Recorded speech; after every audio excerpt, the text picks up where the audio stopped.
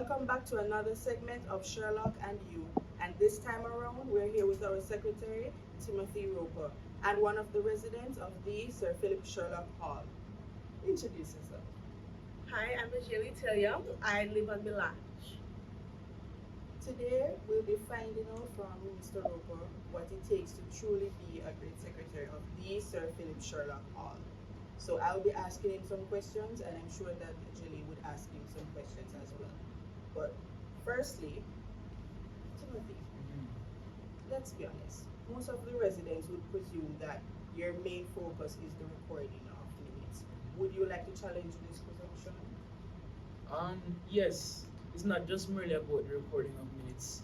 I work in close tandem with our hall chairperson when it comes to the drafting of a lot of letters that need to get sent out, whether they be sponsorship letters or letters that would need to be sent out to campus admin or halls administration. Also work closely with our maintenance officer when it comes to reviewing a lot of these letters that get sent out. But I also work in close tandem with our public relations officer as well. Um, this is because we're currently working, well, it was the Sherlock summary, but now we're working on the Sherlock yearbook. And we are now working closely. I am helping him with regard to the composition of some of the captions, amongst a few other stuff as well, like the composure of the agenda before the meetings, the meeting commences. So there's that. And lastly, and probably more importantly, I keep track of everything that would have taken place within the minutes.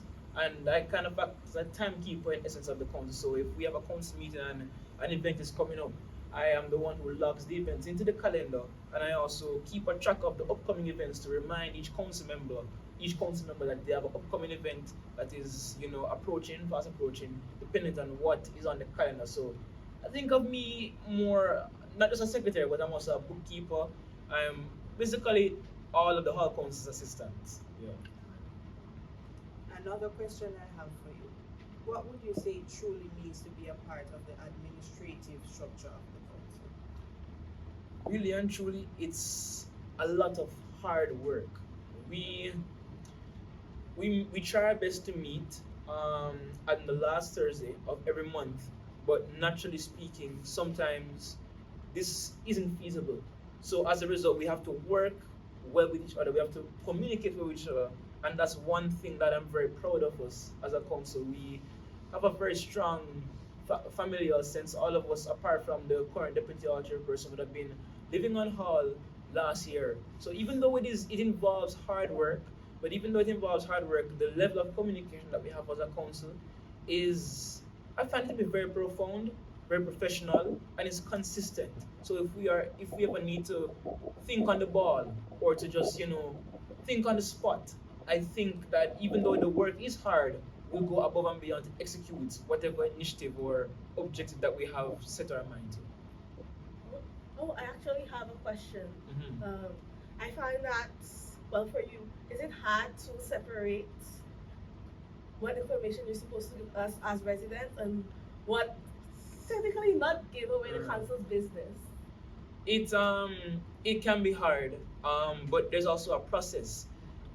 That's why I also work in close tandem with the constitutional chairperson. Mhm. Now, council, according to our constitution and the guild constitution, whenever we have minutes, my job is to type up the minutes, send them off to the guild librarian, and the guild librarian logs the minutes. And if a resident wishes to see or access any minutes, they can submit a request to the guild librarian, and the guild librarian will use their discretion to grant the request to see the minutes.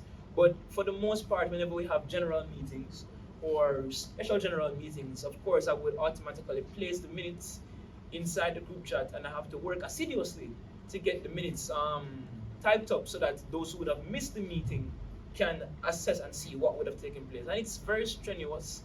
And sometimes, even during certain meetings, there's some things I have to say to myself: do I need to involve this or incorporate this one sentence in the minutes?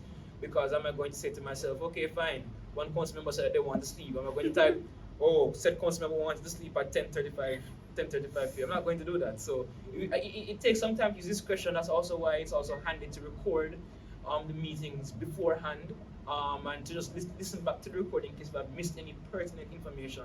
But it ultimately comes down to discretion and the chain of command when it comes to wanting information. So it can be hard, but at the same time, once I'm devoted and I'm using common sense, I'm able to decipher what enclosing means, what not enclosing means. Thank you, Timothy. I'm sure that this interview has truly cleared up any misconceptions you would have had about this role. And I would like to hope that it has also piqued your interest in the role of the secretary. Thank you to the both of you for taking the time out to do this interview with me.